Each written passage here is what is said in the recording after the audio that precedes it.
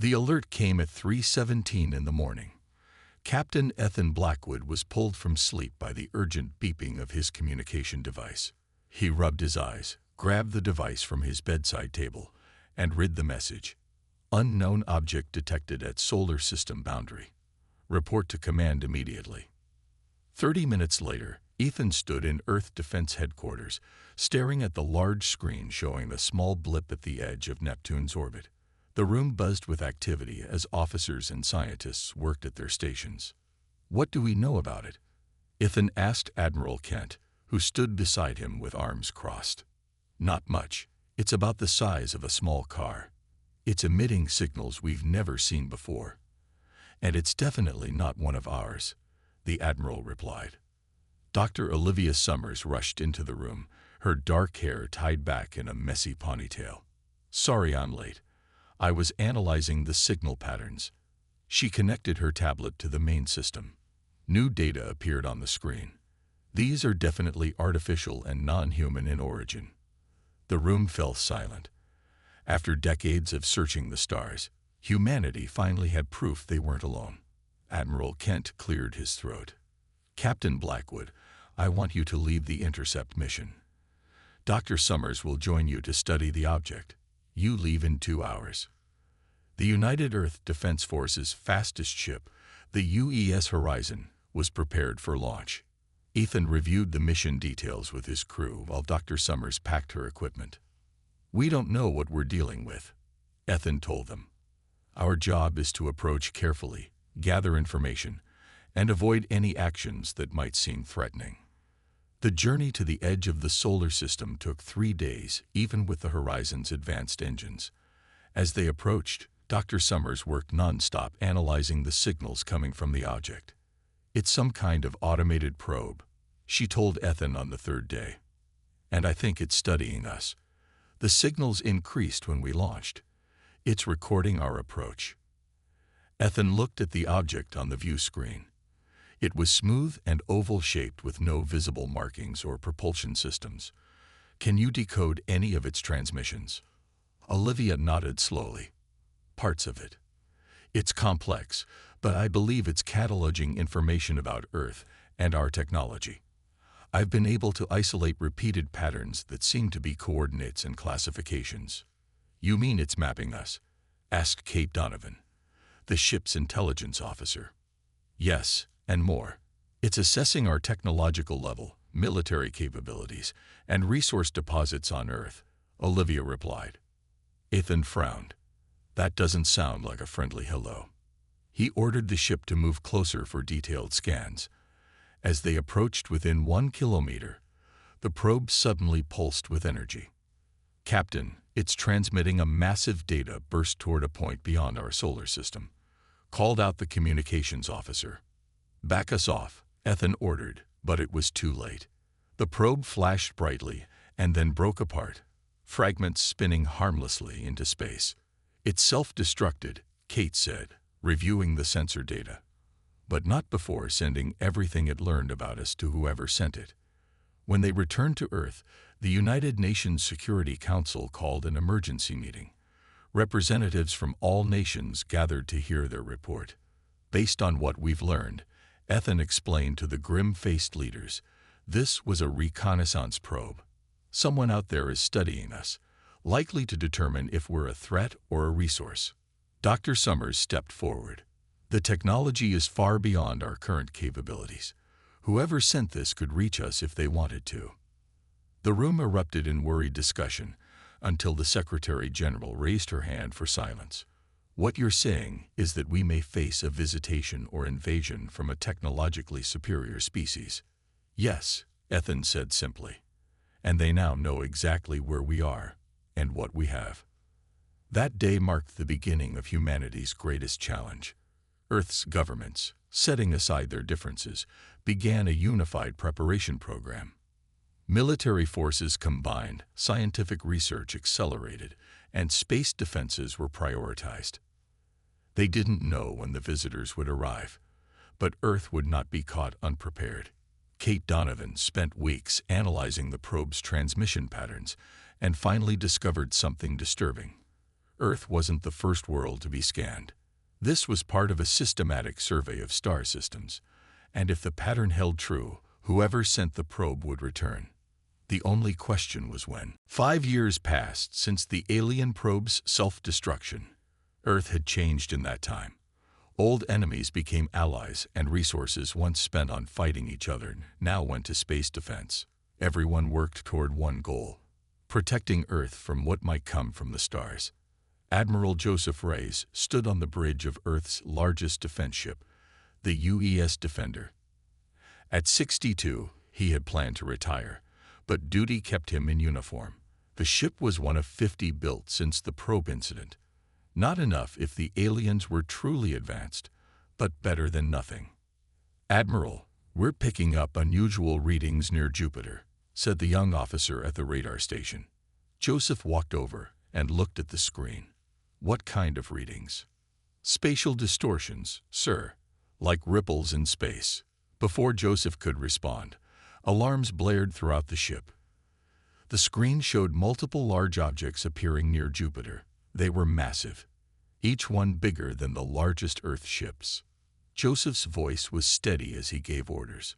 "Battle stations, alert all Earth defense forces.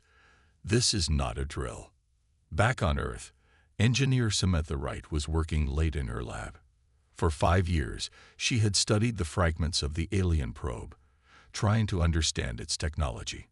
Tonight, she had made a breakthrough with the shield systems. Her phone rang. It was the emergency alert. Aliens had arrived. Instead of fear, Sam felt a strange relief. The waiting was over. Now they would find out if her work would help save humanity. Within hours, Earth's defense forces were on high alert.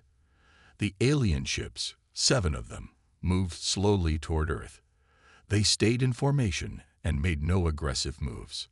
In the United Council chamber, world leaders gathered to decide how to respond. Captain Ethan Blackwood, now Colonel Blackwood, stood at attention as the council president spoke. "They're broadcasting a message on all frequencies," the communications officer announced. "It's in multiple Earth languages." "Put it through," ordered the president. A deep voice filled the room. "People of Earth, we are the Varikian Empire, rulers of 500 worlds across this galaxy. We have come to add your planet to our domains. Your resources will serve the Empire, and your people will be permitted to live as productive subjects. Resistance is unnecessary and unwise. We offer you the mercy of preparation. You have 30 Earth days to prepare your planet for integration. Dismantle your primitive weapons. They cannot harm us, and will only lead to unnecessary suffering." Silence filled the room after the message ended. Then the council president stood. "Can we fight them?" she asked Colonel Blackwood. "Their ships are more advanced, but we've been preparing," Ethan replied. "Engineer Wright has developed shield technology based on the probe fragments. It might help even the odds." The council debated for hours. Some wanted to surrender to avoid bloodshed. Others insisted on fighting no matter the cost.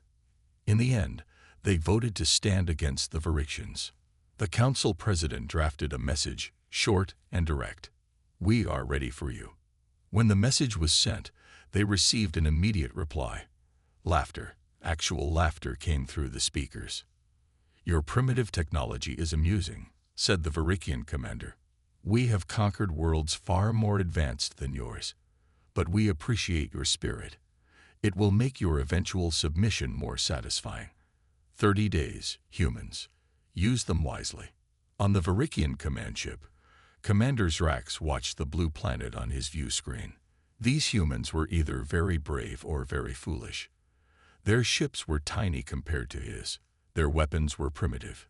This would be an easy conquest. "Should we just take them now?" asked his second-in-command. "Why wait 30 days?" "Because it amuses me," Zrax replied. "Let them scramble around preparing their defenses. It changes nothing, and it's interesting to watch them try." What Zrax didn't know was that humanity had already been preparing for 5 years, and during those 5 years, they had learned more than the Varikians could imagine. The 30-day countdown to war had begun. The world changed overnight.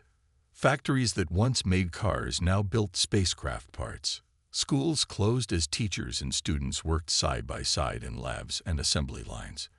Everyone had a job to do. Chief Scientist Alan Garcia walked through his underground lab, where hundreds of scientists worked day and night. For 5 years, they had secretly developed weapons based on the alien probe's technology. Now, they no longer needed to hide. How much longer? Alan asked his team. The first batch of pulse cannons will be ready tomorrow, a young scientist replied. The orbital platforms should be armed within 2 weeks. Alan nodded. 2 weeks was cutting it close with only 30 days until the Varixians returned, but it was better than nothing. Across the globe, similar scenes played out. In Russia, China, the United States, and every other nation, military bases buzzed with activity. Soldiers trained with new weapons. Pilots practiced in simulators designed to mimic Varixian ships. Lieutenant Darius Johnson led Special Forces training in the Nevada desert. His team practiced space combat using experimental zero-gravity chambers. They wore new suits that enhanced strength and speed. Again, Darius ordered after his team completed the training course. We need to be faster. His soldiers didn't complain. They reset the course and started again. Everyone knew what was at stake. In orbit, communications specialist Maria Hernandez supervised the construction of a backup command center on Mars. If Earth fell, Mars would become humanity's last stand. The satellite network is online, Maria reported to Admiral Reyes. If the Varixians jam Earth's communications, we can still coordinate through the Mars relay. Admiral Reyes looked at the daily reports from around the world. Progress was being made, but would it be enough? He called a meeting of Earth's top military leaders to discuss strategy. We can't match them ship for ship, he explained, pointing to images of the massive Varixian vessels. So we're implementing Operation Porcupine. Colonel Blackwood raised an eyebrow. Porcupine. We make ourselves too painful to swallow, Reyes explained. We've placed hidden weapons platforms throughout the solar system, mines around Earth's orbit, and Engineer Wright's shield technology is being installed on key cities and military bases. Will it work? Someone asked. Reyes didn't lie. Maybe not, but it will cost them, and that's our real strategy. Make Earth too expensive to conquer.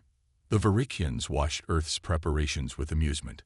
Their scanners showed increased activity, new satellites being launched, and strange energy readings from the planet's surface. Nothing that worried them. Commanders Rex sent daily reports to the Empire. The humans scurry about like insects preparing for winter. Their efforts are impressive for such a primitive species, but ultimately futile. What Rex didn't see was what happened below ground. Deep in underground bases, Earth's scientists made breakthroughs daily. Engineer Wright's shield technology was only the beginning. Dr. Garcia unveiled his team's greatest achievement to Earth's leaders on day 15 of the countdown. We call it the Pulse, he explained, showing them a small device. It can temporarily disable Varixian systems based on what we learned from the probe. How many do we have? The council president asked. Only 20 so far, but we're making more every day. On Mars, Maria Hernandez tested the emergency broadcast system. If Earth's communications went down, every radio, television, and computer would automatically switch to the Mars signal. No matter what happened, humanity would stay connected. Lieutenant Johnson's Special Forces completed their training. Their mission: board and capture a Varixian ship if possible. The technology they could gain would be worth the risk. As day 20 of the countdown arrived, Admiral Reyes gathered his officers. 10 days left. We've done more in 20 days than I thought possible, but it won't be enough if we fight conventionally. He looked at each person in the room. So we won't fight conventionally. We'll fight like humans always have when facing a superior enemy. We'll be creative, unpredictable, and absolutely relentless. The Varixians had no idea what was coming. Day 30 arrived. Earth waited. Colonel Patricia Coleman stood in the Orbital Defense Command Center, watching screens that showed Earth's new defense grid. 100 satellites armed with pulse cannons orbited the planet. They weren't enough to stop the Varikian fleet, but they were just the first line of defense. "All stations report ready," her assistant said. Patricia nodded. 5 years of preparation and 30 days of non-stop work had led to this moment. Earth had done everything possible in the time they had. On the main screen, the 7 Varikian ships appeared near the moon. They moved slowly, confidently, like predators who knew their prey couldn't escape. "They're broadcasting," the communications officer said. The Varikian commander's voice filled the room. "Your time has ended, humans. We expect your surrender now." Admiral Reyes, watching from Earth Defense Headquarters, sent the reply personally. "We respectfully decline. Earth is not yours to take." There was a pause before the Varikian responded. "Then you have chosen extinction." The first wave of smaller Varikian ships launched from the main vessels. Hundreds of them, each the size of an Earth fighter jet. They moved toward the planet in perfect formation. "Defensive grid activated," Colonel Coleman announced. She took a deep breath and gave the order everyone had been waiting for. "All units, engage." Earth's defense satellites fired their pulse cannons. Blue beams of energy shot toward the approaching Varikian ships. The first wave of alien fighters scattered, clearly surprised by the attack. 3 Varikian ships exploded. Then 5 more. Then a dozen. On his command ship, Commander Zrax watched in disbelief. "How are they doing this? Their weapons shouldn't be effective against our shields." His second-in-command checked the readings. "Sir, they're using energy patterns similar to our own technology. They've somehow adapted." "Impossible." Zrax slammed his fist down. "Send in the second wave. Full attack pattern." More Varikian ships pushed forward. Some got past the satellite grid and entered Earth's atmosphere. Earth's fighter planes rose to meet them, each equipped with Engineer Wright's shield technology. Pilot Lisa Rodriguez led her squadron against the incoming aliens. "Remember your training," she told her pilots. "Their ships are faster, but our shields can take their hits. Make every shot count." The sky above Earth filled with explosions as the battle raged. The Varikians had superior technology and numbers, but they faced an enemy that had spent years preparing specifically for them. On the ground, Lieutenant Johnson and his Special Forces team waited for their opportunity. When a damaged Varikian scout ship crash-landed in the Arizona desert, they moved in quickly. "Secure the site," Johnson ordered as his team surrounded the ship. "Remember, we want prisoners and technology if possible." 2 Varikian crew members survived the crash. They were tall, with gray skin and 4 arms. They fought fiercely but were eventually subdued. "Ship secure," Johnson reported to headquarters. "We have 2 prisoners, and the vessel is largely intact." Admiral Reyes allowed himself a small smile when he heard the news. "Get that ship to Dr. Garcia immediately." In orbit, the battle began to shift. The Varikians, expecting an easy victory, now faced heavy losses. Colonel Coleman directed the defense grid with calm precision, targeting the largest enemy formations. After 3 hours of fighting, the Varikian ships suddenly pulled back. They retreated to a position near Mars, regrouping around their command vessels. "They're retreating," someone in the command center said with disbelief.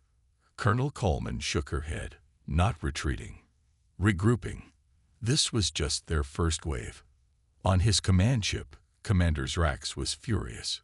He had lost nearly 200 vessels, while the humans had barely been scratched. "How is this possible?" he demanded. "They were primitive just a few years ago." His officers had no answer. None of them had ever seen a species adapt so quickly to Varikian technology. Zrax sent a message to the Empire.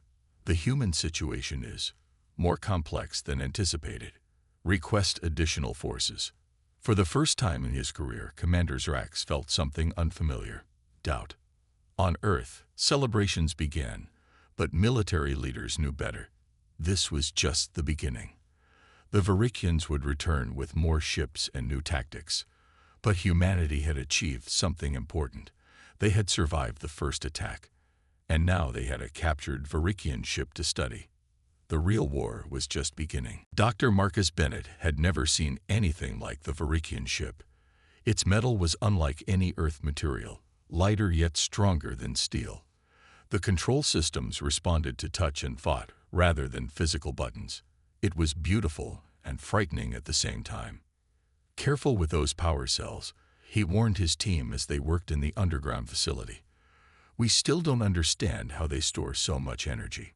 For 3 days, they had been taking the ship apart piece by piece. Every component was photographed, scanned, and tested. The 2 Varikian prisoners were kept in a separate facility, being questioned by specialists in alien communication. Admiral Rice visited the lab daily. "What have you found?" he asked Dr. Bennett.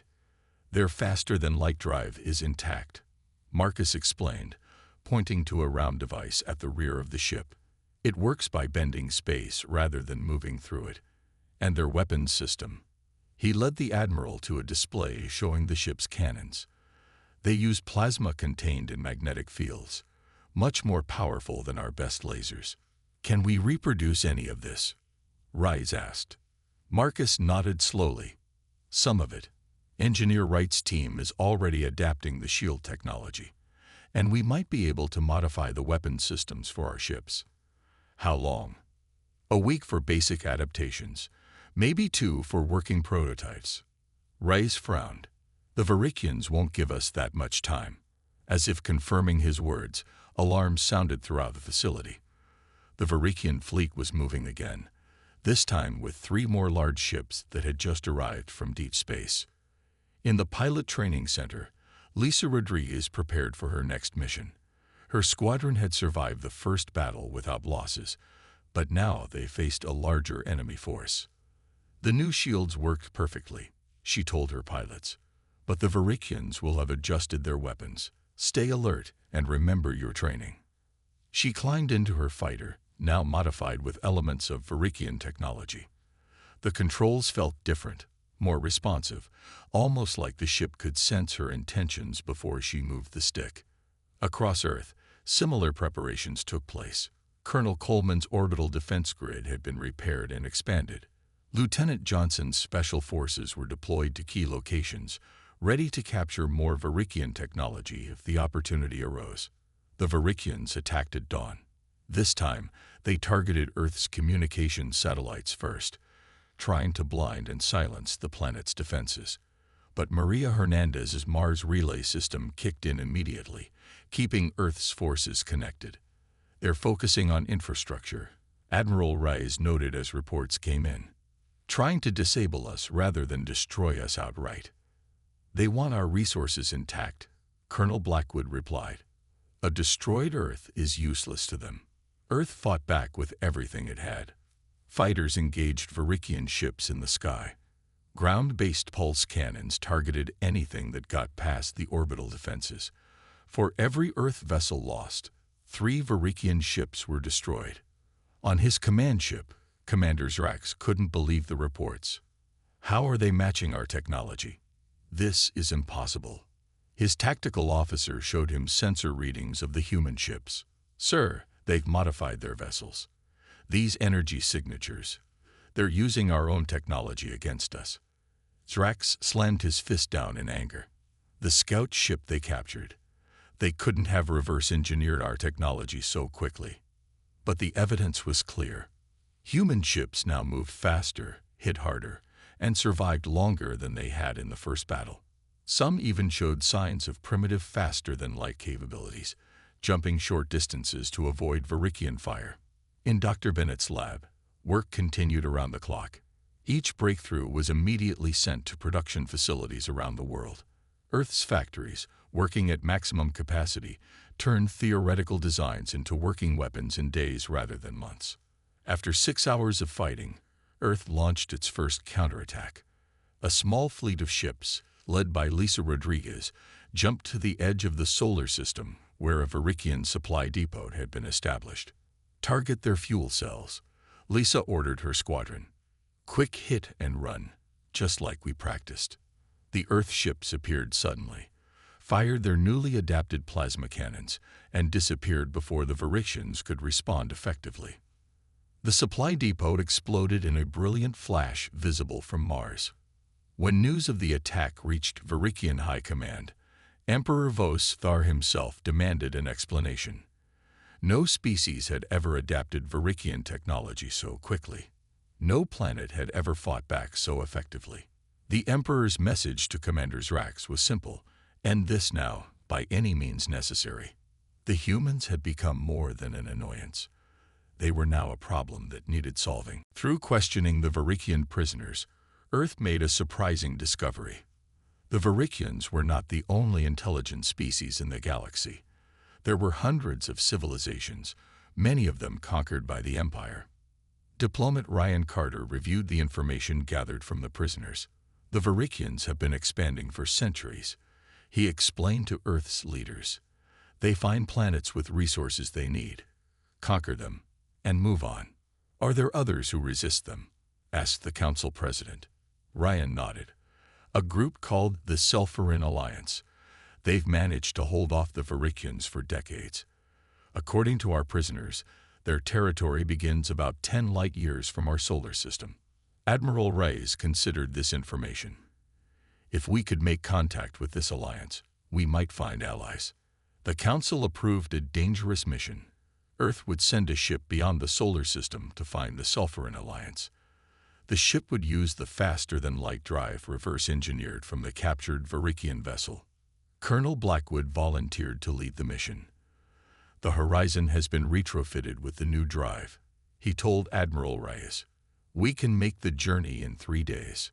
While Blackwood prepared for his mission, the Varixians launched their biggest attack yet. Their elite armada, commanded by Grand Admiral Kelvor, entered the solar system with 15 massive battleships. The Emperor has sent his best commander, Dr. Summers said, translating intercepted Varixian communications. Kelvor has never lost a battle. Earth's defenses mobilized. This time, the Varixians targeted military bases and defense installations first. They had learned from their previous failures and now sought to disable Earth's ability to fight back. Colonel Coleman directed the orbital defense grid from her command center. They're hitting us hard on all sides, she reported. The grid is holding at 70% capacity. On the ground, cities came under attack. Engineer Wright's shield technology protected major population centers, but smaller towns were vulnerable. Lieutenant Johnson's special forces worked to evacuate civilians to underground shelters. In orbit, Lisa Rodriguez and her pilots engaged the Varixian fighters. They changed their tactics, she warned her squadron. They're waiting for us to use up our energy reserves before pressing their attacks. Earth's forces fought bravely, but they were outnumbered. The battle lasted for 12 hours without pause. Slowly, the orbital defense grid began to fail as satellites were destroyed one by one. Dr. Summers worked frantically in her communications center, intercepting and translating Varixian messages. There's something strange in their communications, she told Admiral Reyes. I'm picking up arguments between Kelvor and other commanders. What are they arguing about? Reyes asked. Some of them think this attack is a mistake. They're saying Earth could be valuable as an ally rather than a conquered world. She listened again. There's division in their ranks about how to handle us. Meanwhile, Colonel Blackwood's ship, the Horizon, had reached the edge of the solar system. Using the Varixian faster-than-light drive, they jumped into deep space, leaving the battle behind. The journey was risky. The drive had only been tested on short jumps within the solar system. Now they were attempting to travel 10 light years with adapted technology they didn't fully understand. 3 days later, as Earth's defenses were on the verge of collapse, the Horizon returned. But it wasn't alone. 5 large ships accompanied it, with designs unlike anything seen before. This is Colonel Blackwood, came the message from the Horizon. I've made contact with the Sulfuran Alliance. They've agreed to help us. The Sulfuran ships immediately engaged the Varixian fleet, attacking from behind, while Earth's forces continued to fight from the front.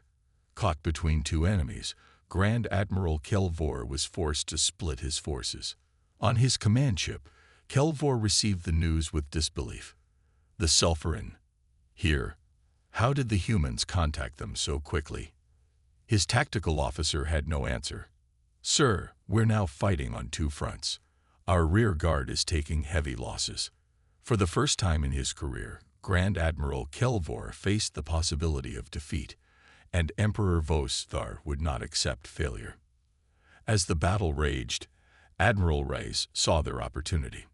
It's time to deploy Dr. Garcia's weapon, he ordered. Let's end this. Dr. Garcia's electromagnetic pulse weapon had been Earth's best-kept secret. For 5 years, his team had worked to create a device that could disable Varikian ships without destroying them. Now it was time to use it. The weapon is ready, Dr. Garcia reported from his underground lab. But we can only target a limited area. We need to get their ships closer together.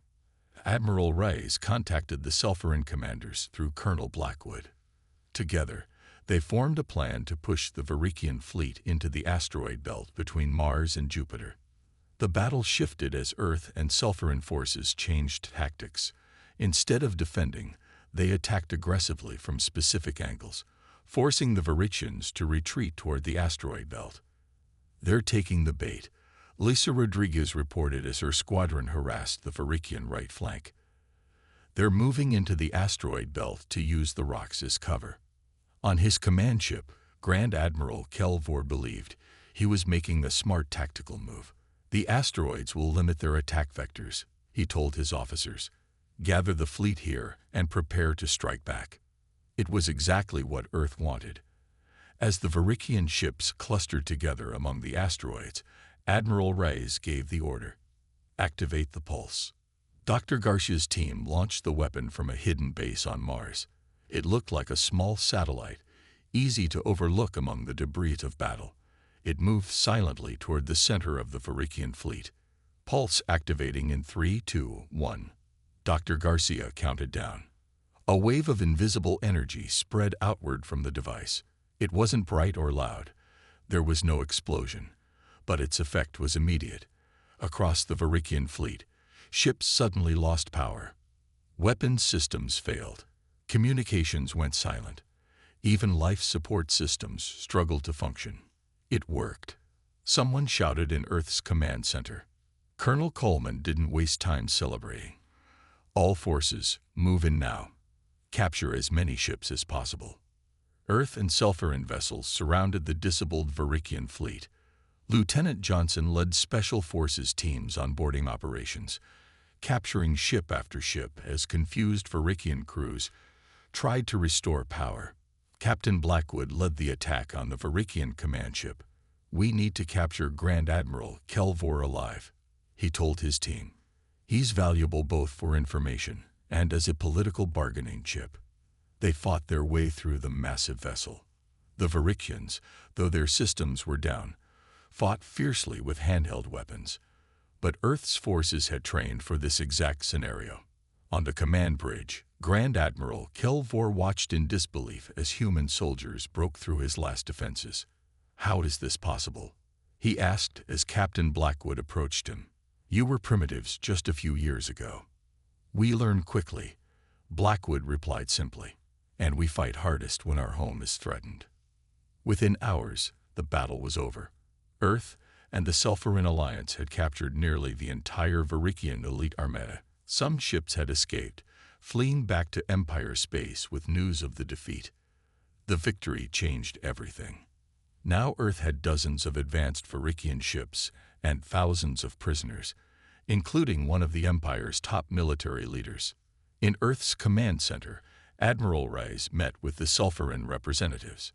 They were tall, blue-skinned beings with 4 eyes that blinked independently of each other.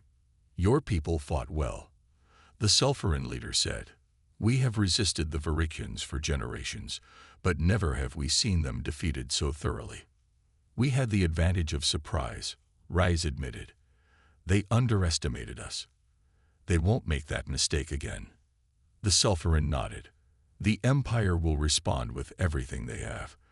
This defeat will not be tolerated, especially the capture of Grand Admiral Kelvor. Emperor Vostar will be furious. Then we need to be ready, Rai said. But this time, we'll fight together. News of the victory spread across Earth. For the first time, people began to believe they might actually win this war. Humanity had gone from discovering they weren't alone in the universe to defeating one of the galaxy's greatest powers in just 5 years. But the greatest challenge was still to come. The Varikian Empire spanned hundreds of worlds and possessed resources Earth could barely imagine. And now, humanity had their full attention. Emperor Vostar received the news of his fleet's defeat with cold fury. His elite armada captured, Grand Admiral Kelvor a prisoner, and an insignificant planet called Earth now allied with the Sulfuran. It was unacceptable. Prepare the main fleet, he ordered his generals. We will crush this rebellion ourselves. But the Emperor faced problems at home. News of the defeat had spread throughout the Empire. On worlds conquered long ago, people began to whisper about resistance. If humans could defeat the Varikians, perhaps they could too. 3 months after the battle in the asteroid belt, Earth and the Sulfuran Alliance prepared for the Emperor's response. Earth's factories worked day and night, building ships based on captured Varikian designs. Soldiers trained with alien weapons. Scientists continued to improve their understanding of faster-than-light travel. Diplomat Ryan Carter led negotiations with Grand Admiral Kelvor. The Empire is not as united as you believe, Kelvor admitted after weeks of talks. Many worlds remain with us only out of fear. Ryan brought this information to Earth's leaders. If we could show other worlds that the Empire can be defeated, we might gain more allies. Admiral Rice agreed. We need to broadcast our message throughout the galaxy. Dr. Summers worked with Sulfuran communications experts to create a transmission that could reach across vast distances. They included images of Earth's victory and a simple message: freedom is possible. Join us.